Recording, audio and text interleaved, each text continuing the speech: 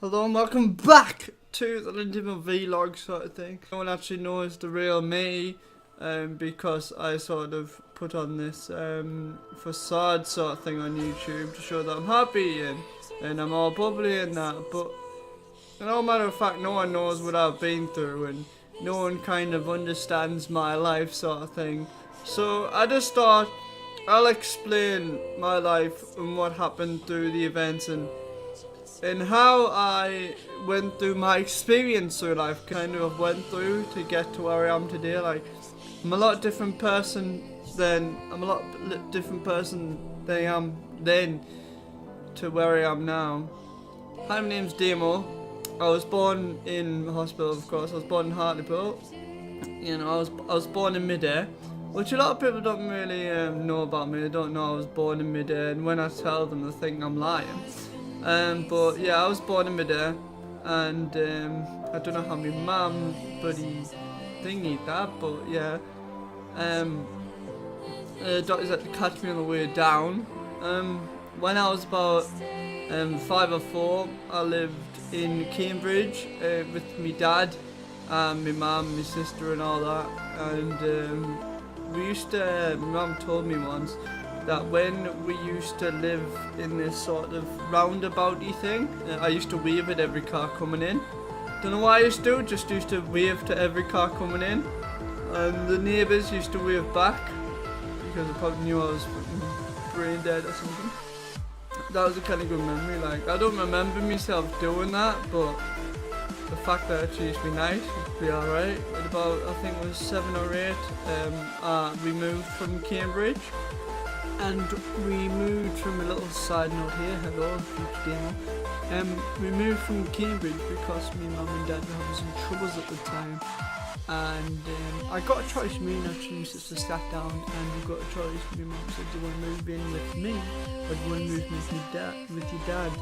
So we both said my mum, and then later on that night, I think it was later on that night, something like that, she packed our bags and I was asleep at the time, and she woke me up and said, we're moving, we're going, you know, you can either stay here or you can go with me. So I said, no, I'm coming with you, and we left that day and went to this place. But I moved to Easton, and it was alright for a few years. I was in school. I didn't go into nursery because because I was too old for nursery, so I had to miss out nursery and then go on to year 1.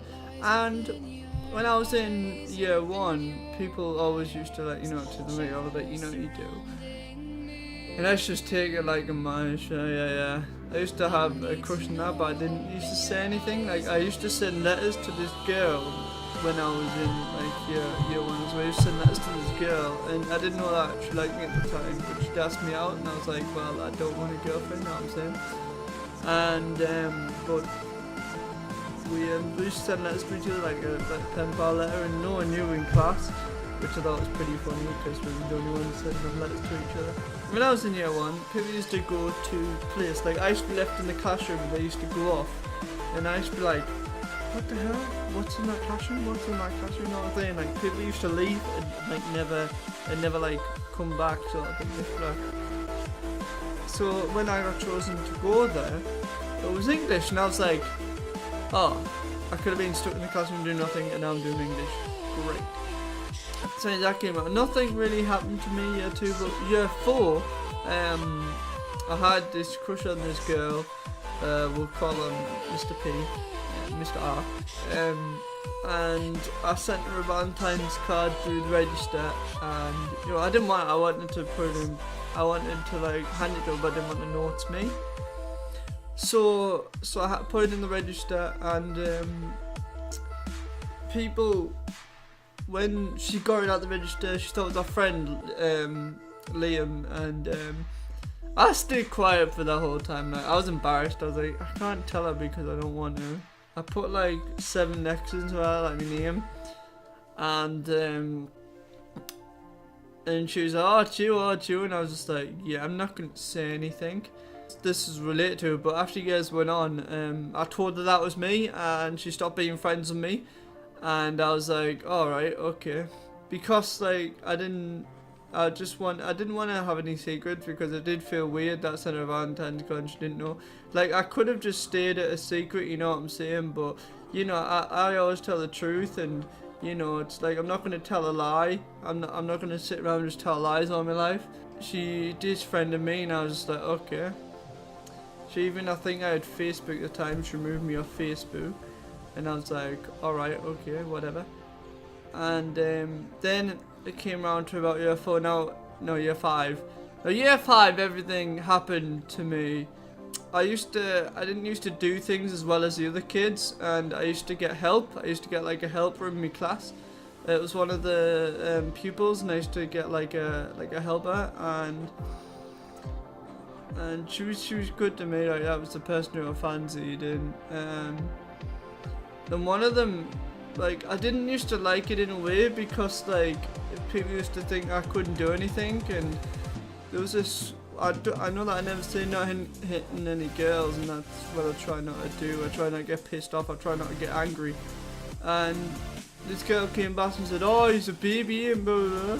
And then then used to go baby, baby, baby, and I got so pissed off with it that I choked her, and all the teachers now were trying to restrain us and that, and trying to, like, because I was so pissed off, and all I can remember is fuzziness in my eyes. Like, I couldn't even see, I can't even remember her face, I just remember fuzziness because I was that pissed off with that.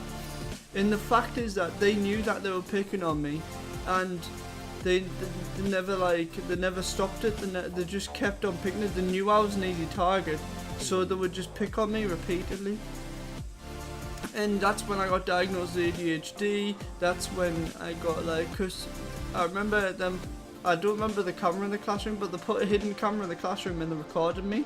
And I'll be sitting there singing to myself while I'm doing my work, and I'll be going across the classroom singing to myself, and they're like, did you know that you were doing that? And I was like, no, I didn't know that I was like singing to myself or anything.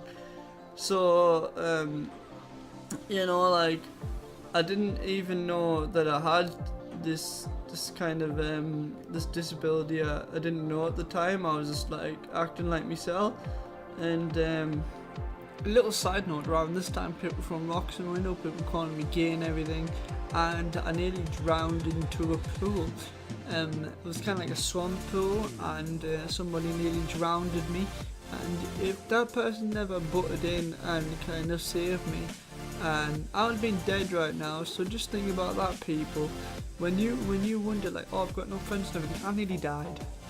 And they actually tried to commit suicide about 3 times, and I was in life right now really getting me down, and all this happening in school as well wasn't helping. So year 6 rolled around, and there was this person called Jack, and he got me pissed off. Like, whenever I used to speak or something, he always used to say, shut up, shut up, shut up, shut up, every second. So I got so pissed off that I went to go and throw a chair. I had like that, and I was just about to throw them, and I stopped. Like, you know, when you freeze, you look at everyone, and then your whole mind just goes, what am I doing? Like, you're thinking to yourself, you're like, what am I doing? I feel like, you know, like, everyone's been thinking me differently. So I kind of threw the chair across the room, and it nearly hit the teacher. And that's when she sent me out the lesson. I think I got restrained out the lesson. But, yeah, people were laughing at me and stuff. And that's how people know me now, is person who threw chair. And I had this friend for a while. I had a friend in year 4 as well, which was Michael Brody, which hope he gets in contact with me, because, like, I used to like him as a friend. Like, he didn't used to, like, you know, we used to have a laugh and everything, and I didn't used to have any friends at all when I was in primary. I didn't used to have any friends at all. Like, people used to pretend to be friends with me, but apart from that, I didn't have any friends. So I used to have an invisible friend, like, and that I used to play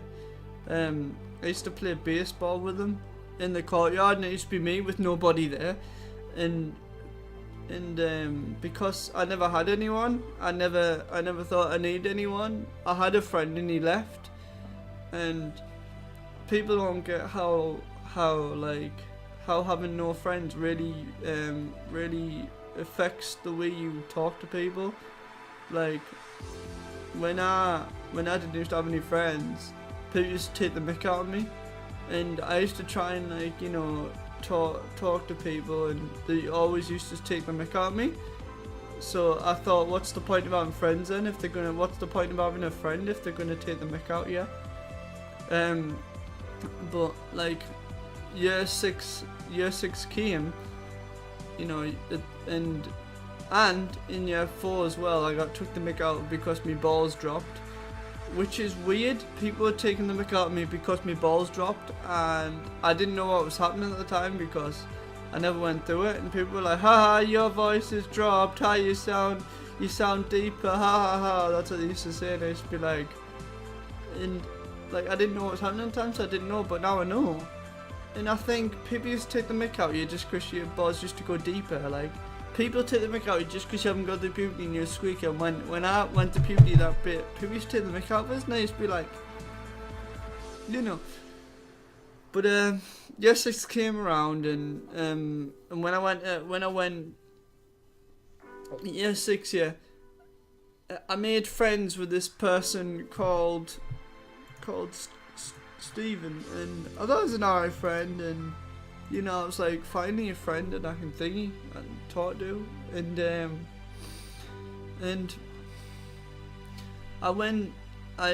was friends with him. I moved onto the table because I used to be on a single table on my own. Like I pretty much all my life I've been on a single table because I didn't used to interact with people because, you know, I didn't used to have any friends or anything, so there was no point. But I moved onto their table, you know, just taught them and all that, and you know, he's like, oh, and you got on alright. And then I didn't invite him around to my house, he knocked onto my house. So I came in my kitchen when I walked in, and he got a knife and he started stabbing me. He literally started going like that, stabbed me with this knife, right? And I had to get this basket and hold him back, right? And with this knife in his hand and holding back with this basket, right, I was trapped in the bathroom with him trying to stab me, trying to boot down the door, trying to stab me. I was standing like that with the hand on the door, and people wonder why I don't trust anyone. Well, I had a person with a knife in my house, you know, because I didn't have no one in my house at the time. I was like in there on my own, and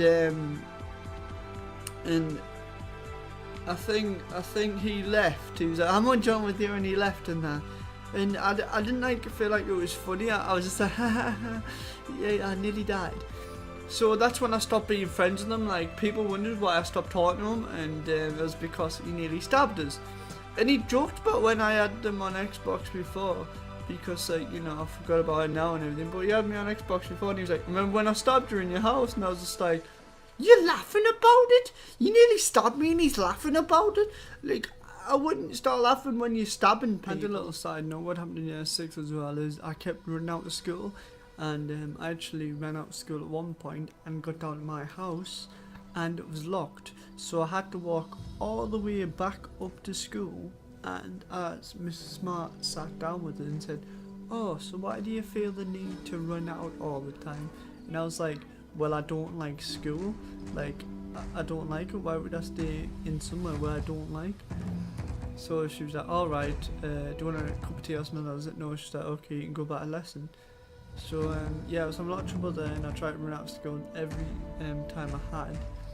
But that'll be all for part 1. If you liked it, please like, favorite and subscribe, and what you gonna do today? Same thing that I did for the last 2,000 to 3,000 studying the math. A lot less time and a lot more class when they talk that trash. Yeah. And it makes us laugh. Should've say hi when I ride right past. Doing all the shit that I dreamt in class, and I might just brag, but I'm not that brash. When I can go flash, I don't pose when I rock. Go close in a rack, interact with a wide spectrum of cats, and I pack in the back of my Honda Civic, cause I don't gotta laugh.